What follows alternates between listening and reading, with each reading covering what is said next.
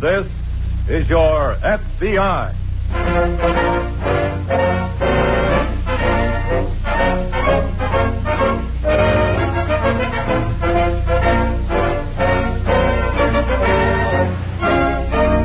This is your FBI, an official broadcast from the files of the Federal Bureau of Investigation, presented as a public service by the Equitable Life Assurance Society of the United States. To your FBI, you look for national security, and to the Equitable Society for financial security. These two great institutions are dedicated to the protection of you, your home, and your country.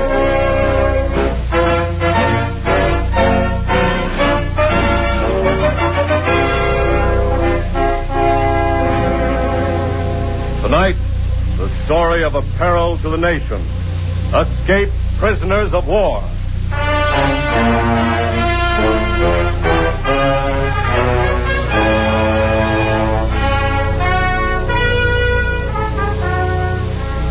There are several million Nazis across the sea. Each one of them is a threat to the security of this country. There are several 100,000 Nazis right here within our borders, prisoners of war. Each one of them who escapes is a threat to the internal security of this country because they are Nazis. And for us, for our democracy, for our way of life, Nazis have but one feeling: contempt. The FBI proved that less than a year ago by a case that broke on the morning of June 19th. Early that sunny morning, two soldiers, two GIs, were walking through a patch of woods on their way back to camp. Hey, look, Eddie, a rabbit. What am I supposed to do, salute? Gee, did you see him go? Boom, right into the ground. Probably crawled down a hole and sleep. Gee, he's just down a little hole. What are you fooling around for now? I always wanted to have a rabbit for a pet. All right, so you always wanted a rabbit. This is no time. Hey, Eddie. Yeah? What kind of a rabbit could dig a hole this big? A big rabbit. Come on. Hey, these leaves are just covering up the entrance to a tunnel, it looks like. Pete's sake, Mickey. Hey, it is a tunnel. Come on in. I'm too tired. Oh, come on. What do you got to lose?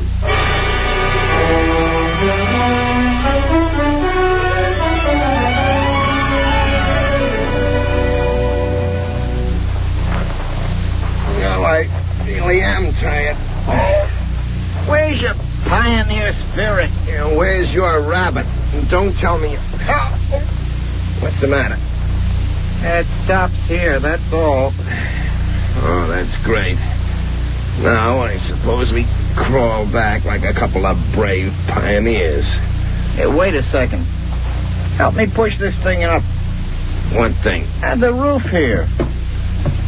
Feels like boards or a trapdoor or something. Yeah, it does. Come on, push. I'm tired. Will you push? 1, 2, 3. Eddie, close it. Eddie, you know where we are? Yeah. Right under the barracks of the Nazi prisoners.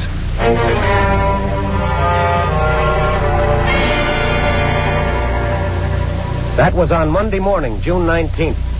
But the tunnel had already been used. During the night of the 18th, two Nazi prisoners had escaped.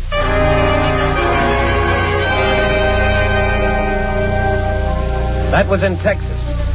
And immediately the FBI headquarters in that state were notified by military authorities. They weren't caught unprepared because special arrangements had been made for such an emergency. And the special agents went to work immediately.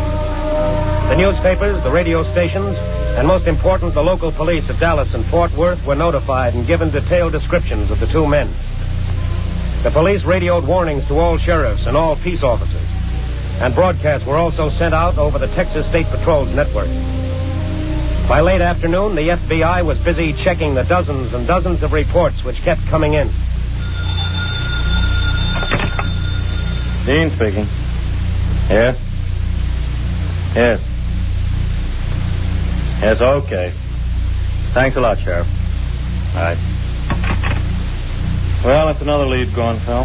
Which one? Those two fellas spotted fixing a puncture on a back road. Those local police sure get on the job quick. Age 23. What? I was just reading over the description of Tanner. Oh. Lieutenant Paul Tanner of the German Navy. Captured when submarine disabled by depth charge. Dean speaking. Yeah? Uh-huh. I see. Okay, thanks a lot. All right. Which one was that? Those two men seen sleeping in that cemetery. Bad lead? Yeah. Something's got to turn up, Dean. Yes, and you know when it does, Hackenberg's going to be easier to spot than Tanner. Because of that scar on his cheek. Yeah. Well, with the whole state out on the hunt, there's got to be... Dean speaking. Yes? Yes? Yes. Thanks. Right. Bicycle was stolen from a house 1 mile from the camp the night of the escape. Bicycle? Yes, and the house was on the same road the prisoners took when they went on labor details. That sounds good. That sounds better than good. 2 men on 1 bicycle. They ought to be easy to spot, Phil. If we can spot them before they get rid of the bike, let's send out a call. Right.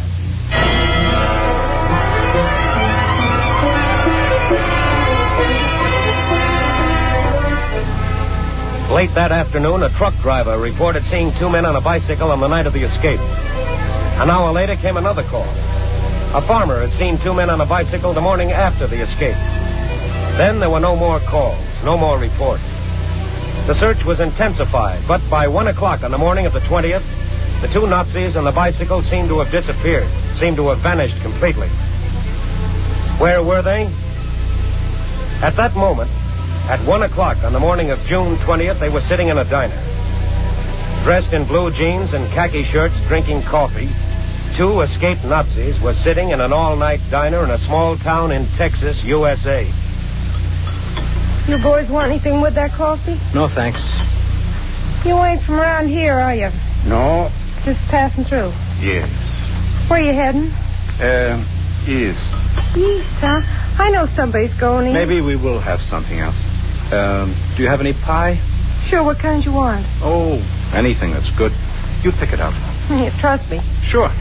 Okay. 2 pieces? Yes. Okie-doke. Whitey, let me have 2 cuts of that peach pie. Okay. Now, Whitey, now. I heard ya. Gee, I'm getting hungry myself. Scramble me up a couple eggs. I just ate an hour ago. Oh, I'm a growing girl. Scramble up the eggs, you cheapskate. Here's your pie. Thanks. Toast with them eggs, too. Peach pie, boys. Don't you? I don't think we want the pie after all. But you ordered it. We have to go. Here. You didn't even finish your Come on, let's go. Let's go.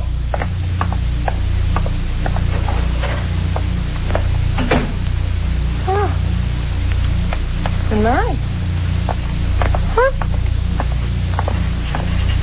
How you come with those eggs, Whitey? Oh, keep your shirt on. You'll get them. You can put this pie back. What's the matter? Beats me. Didn't they want it? They didn't want nothing. They even left the coffee. Millionaires. Come on, make with the eggs. The griddle ain't hot enough yet. Park yourself. You ring this up, I'll keep the change. How much? Dime. You ain't going to charge him for the pie, are you? I guess not. And what those guys rush out for? Now, how do I know? The griddle looks hot enough to me. You want your toast, though, don't you? And coffee.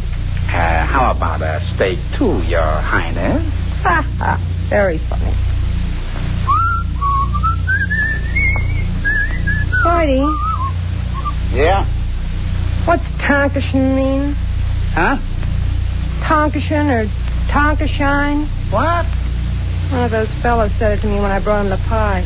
The pie you didn't eat, huh? Yeah. I think I'll have a piece myself. Oh, here. Tonkashin. What? Maybe that's French for what's your telephone number? French. Sounds more like German to me. Where do you get German out of that? Listen, When you want to say thank you in German, dope, you say Dankeschön. That's it. That's what he... Whitey. Holy crow.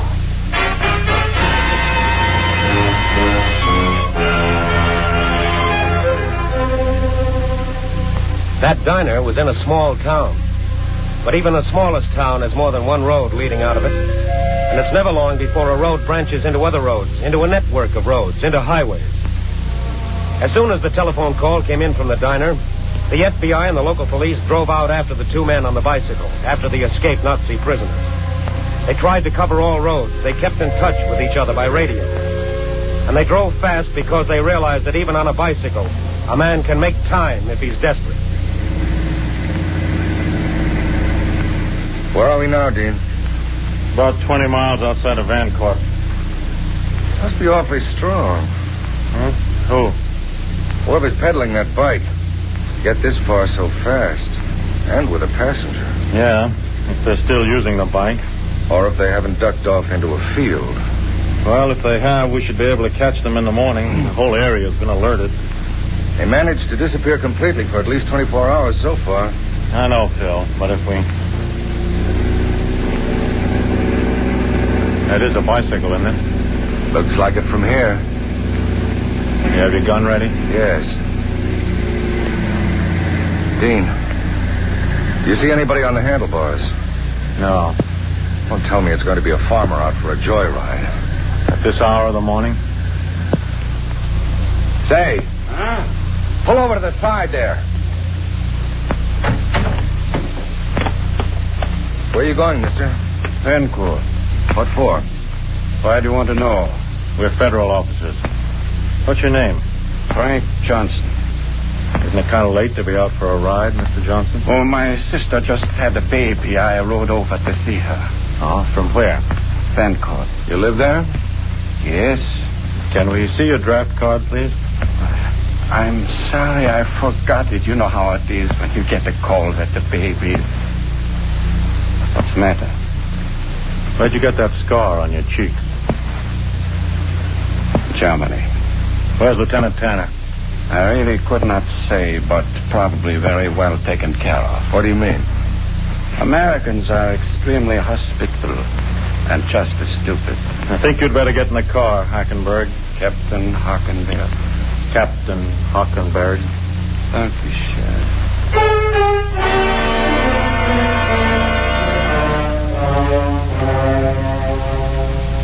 By morning, the Texas newspapers and radio stations had spread the report. One prisoner was captured, but the other was still at large. An escaped Nazi was still free, was still somewhere in the vicinity of Vancourt, Texas. The cooperation of every citizen was requested, and the response was fast. Report after report came into the FBI and the state and local police. Report after report was checked and followed up. The most promising came from a doctor. Well, gentlemen, I was coming home from a late call, and just as I passed that filling station outside San Angelo, I noticed a man climbing into the back of this truck. About what time was that, Doctor? Oh, I left the hospital at 2. I guess that was about 5 after. What'd the man look like? Well, to tell the truth, I didn't notice him much or think much about it. So I heard the radio broadcast about the escaped prisoners this morning. Thank you, Doctor. We appreciate your help.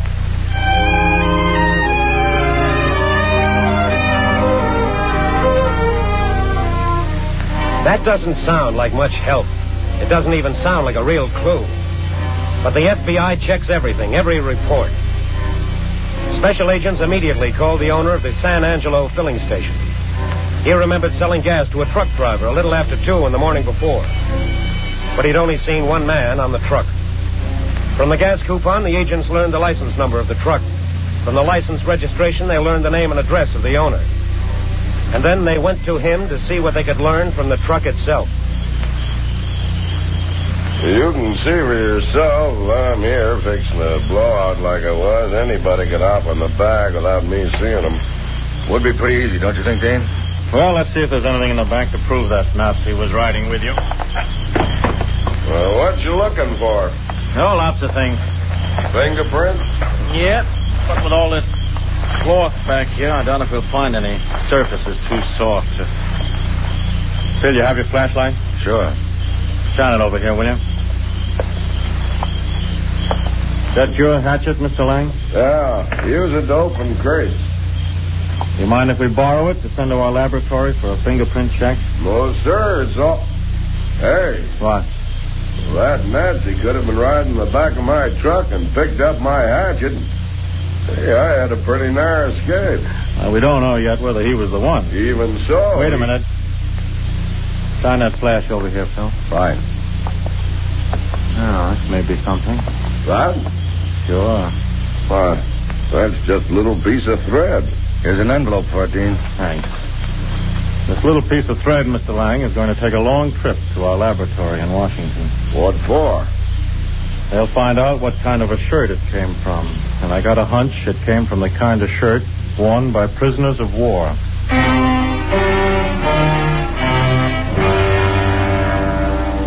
The hatchet and the piece of thread arrived at the FBI laboratory in Washington on the morning of June 21st.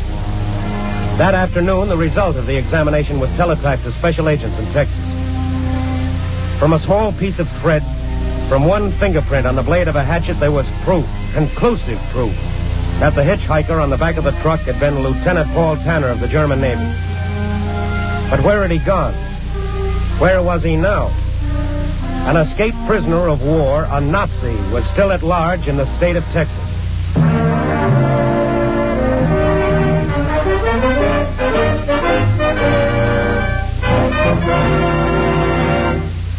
We momentarily close the Federal Bureau of Investigation file of the case of escaped Nazi prisoners of war. We will return to this case in just a moment. It is the year 1872. A distinguished Army officer, a young man with golden hair that reaches to his shoulders, is about to sign his name to an application for membership in the Equitable Life Assurance Society of the United States. The Indians of the Western Plains call him White Chief with the yellow hair. But you and I will know him better by the name he is signing on the equitable application. So let's watch his pen as it writes, George Armstrong Custer, Brevet Major General, USA. A name that has also been inscribed for all time on the roll of America's immortal soldiers. Now, we do not know what led General Custer to choose the equitable, but we do know that he showed sound judgment. For in 4 wars and through 7 major depressions, this society has never failed to meet a single financial obligation. And for 86 years, equitable funds have marched in the vanguard of American progress. Equitable dollars helped build the railroads. They promoted the growth of our greatest industries. They helped grow wheat in Minnesota, oranges in California, cotton in Texas. So by serving its members, the Equitable serves America. And now, back to the file on Paul Tanner, escaped prisoner of war.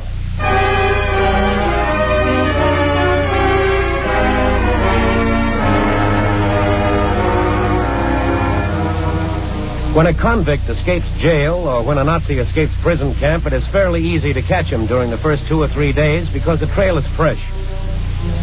But after that, just as rain can blot out footprints, the trail can disappear into nowhere. That's what happened to the trail of Paul Tanner, former lieutenant on a German submarine. The search continued all through the summer. Reports came in, but by September, Tanner was still free. Where was he? Still in Texas. As a matter of record, he was working as a hired hand for a farmer named Allen. Working under the name of Gene Meyer. Working to get enough money to escape to Mexico. Gene! Yes, Dickie. Gene, look what I got done. Dickie, don't start pestering Gene with those model airplanes or whatever they are. But, Pa, we want... He worked hard today and he wants to rest. Well, that's okay, Mr. Allen. Let me see what you got done today, Dickie. Say, Gene, are you going to have to go back to that hospital? Oh, no. Merchant seamen aren't like Army or Navy. We're pretty free. Should I glue this on now? Uh-huh. That's right. Still, it's funny they let you do what you wanted after you got out of the hospital. What do you mean, funny? A little further down, Dickie. Right. Well, not making you go back to sea? I told you. I decided to work, build up my health. Well, I ought to just pray that they let you finish out the harvest. Every time the mail comes, Say, that's no model airplane. Whoever said it was, Pa? Anybody can tell it's a submarine. A submarine? Where'd you learn about submarines? Gene drew the plans for it. Oh, it looks just like a picture, one I saw. Ready? Oh, nuts. Come on, Gene. We'll finish after supper, Dickie. You wash your hands, Dickie. I did. Wash them again. Oh, Pa. Well, that's a darn good submarine. I guess you... What's the matter? Oh, I was going to say it's probably modeled with sub you was on yourself, and then I remembered. Remembered what? They don't have merchant seamen on submarines. Come on, let's see.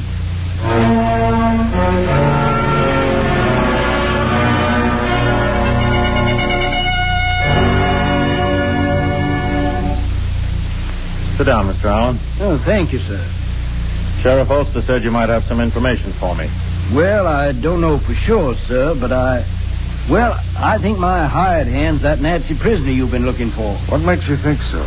Well, he's been helping my little boy build model planes and stuff, you know. Yes, sure.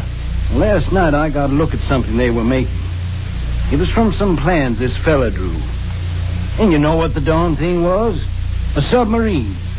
Submarine? Yeah. And I got to thinking about it in bed last night. It looked just like the real thing, and I was wondering... Excuse me, Mr. Allen. Sir? Here, look at this photograph. Sure. Why, that's him. Let's go, Phil.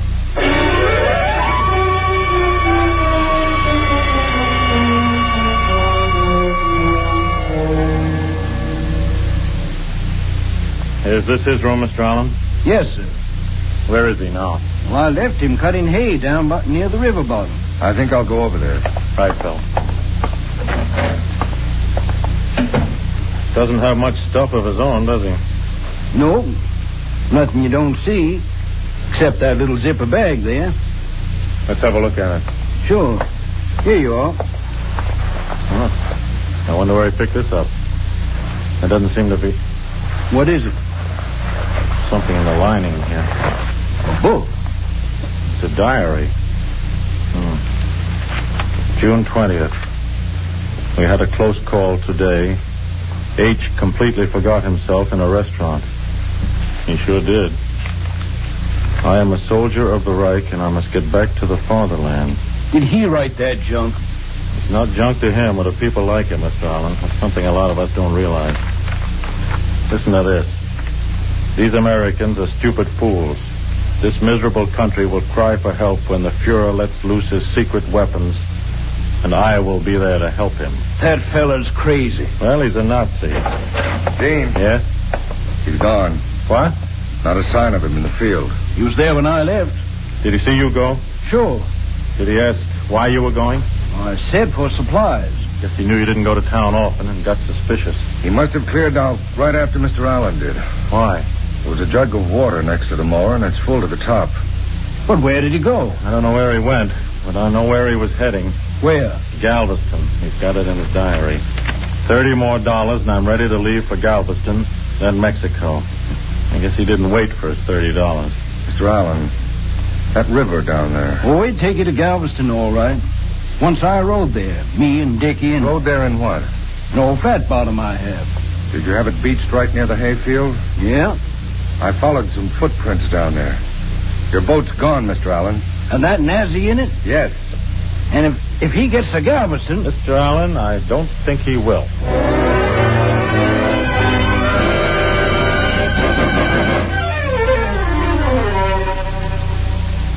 The Brazos River winds its way through Texas to Galveston.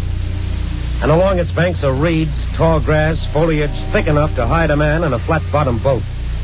They hid Paul Tanner for the rest of that hot afternoon. But by nightfall, sheriffs, deputies, state patrolmen, local police, and citizens from all around had joined in the hunt.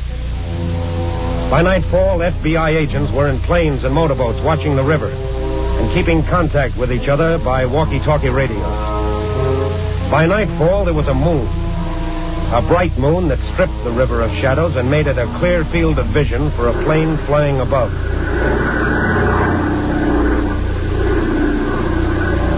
Moving upstream toward the bridge. Nothing yet from up here. We're moving up too, Dean. But this boat's running low on gas. Well, you think you can hold out about... Wait a minute, Bill. I just saw a reflection of moonlight on something that... Yes, there it is again. Looks like a wet paddle. Close to the right shore, heading downstream. It's about a quarter of a mile above Dead Man's Bend now. Just below Hempstead. He's moving closer to shore, though. Looks like he's trying to land. Come on. Give her everything you've got. There he is. He's trying to make shore. Cut her off. Stay where you are, I'll shoot. I warn you, Tanner, stay where you are, or... Okay.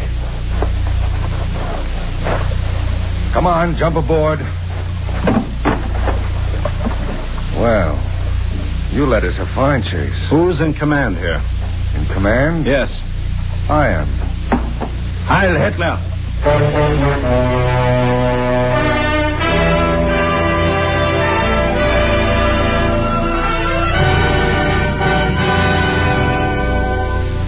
At this moment, there are approximately 390,000 prisoners of war in this country. Most of them are Nazis, and each one is a potential threat to our safety.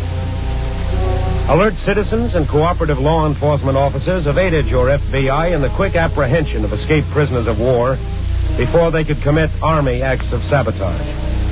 But they remain a menace.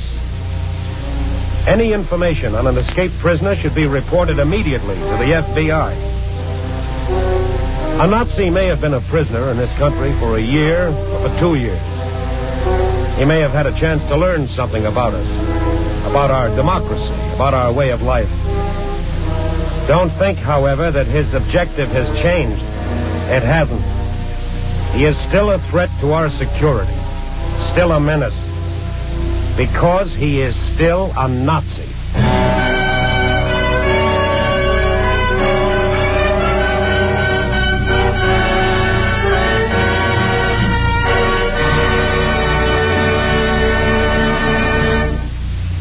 In these days, young Americans are fighting and dying all over the world.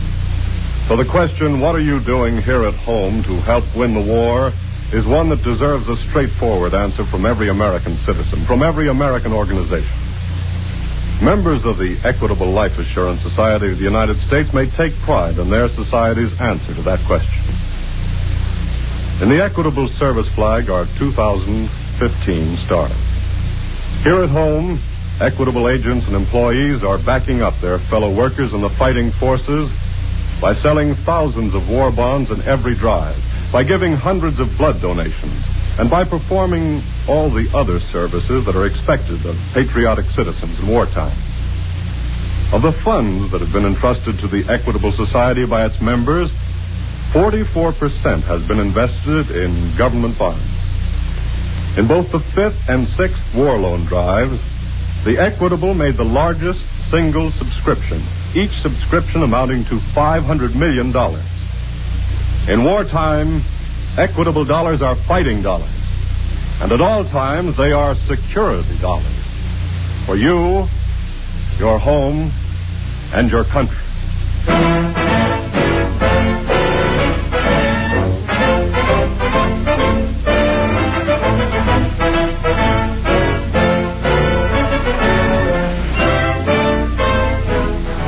The incidents used in tonight's broadcast are taken from the files of the Federal Bureau of Investigation.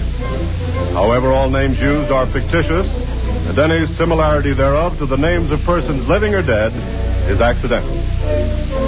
In tonight's cast,